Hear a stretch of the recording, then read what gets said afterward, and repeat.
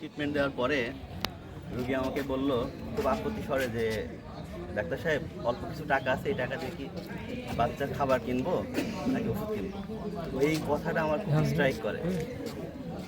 আমরা সমাজে হয়তোবা অনেক বড় আলো ছড়াতে পারবো না, আমরা একটা যদি একটা মোমবাতি কি করে তার চারপাশে আলোকিত করে। সুতরাং আমরা নিজেকে যদি আলোকিত করতে পারি তো ইনশাল্লাহ আমাদের এই সমাজটা পুরো আলোকিত হয়ে যাবে, আমরা আমাদের চেঞ্জ করতে পারবো। তো সবাইকে ধন্যবাদ। এখানে এর পেছনে অনেকে অক্লান্ত পরিশ্রম করছে, সবাইকে ধন্যবাদ। আল্লাহ যাতে তাদের মানে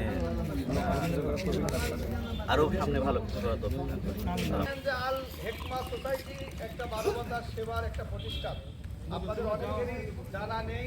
আর এই জানানোর জন্যই বাজারের অনেক বিশিষ্ট ব্যবসায়ী এবং ইয়াং জেনারেশন তাদেরকে আমরা এখানে একটা ইফতারিতে আয়োজন করেছি। এই জন্য যে আমাদের কিছু পরিকল্পনা আছে। সেই পরিকল্পনা হচ্ছে যে আমরা প্রতি বছর পাখি ভ্যান, তারপরে দরিদ্র মানুষের বিয়ে শাদী সহযোগিতা করা, অসুস্থ মানুষের চিকিৎসা সেবা দেওয়া, আমরা কিছু গাছ লাগানোর নিয়ত করেছি। এবার প্রায় 1000 গাছ লাগাবো। যারা সহযোগিতা করেন জাকাত দেন, আমরা মনে করি যে আমাদের এই প্রতিষ্ঠানে আপনারা জাকাত দিয়ে আপনারাও আমাদের এই প্রতিষ্ঠানের অংশ হিসাবে এই সমাজে কাজ করতে পারি আমরা।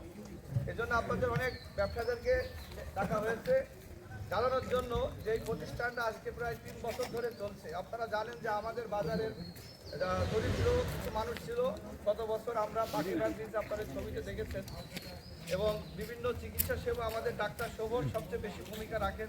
ডাক্তার মানুষ, সে এই অঞ্চলের একটি সন্তান এবং মানবিক ডাক্তার। আর অক্লান্ত পরিশ্রমেই আমরা এই সংস্থাকে দাঁড় করেছি। এখানে আমাদের সভাপতি শুভ, সভাপতি হিসাবে সভাপতি আছে রাকিব, উপদেষ্টা হিসাবে পান্না ভাই আছে, সেক্রেটারি হিসাবে আছে সাদ।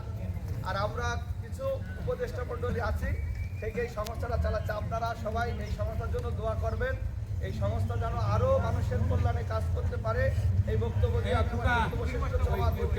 আসসালামু আলাইকুম ওয়া রাহমাতুল্লাহ।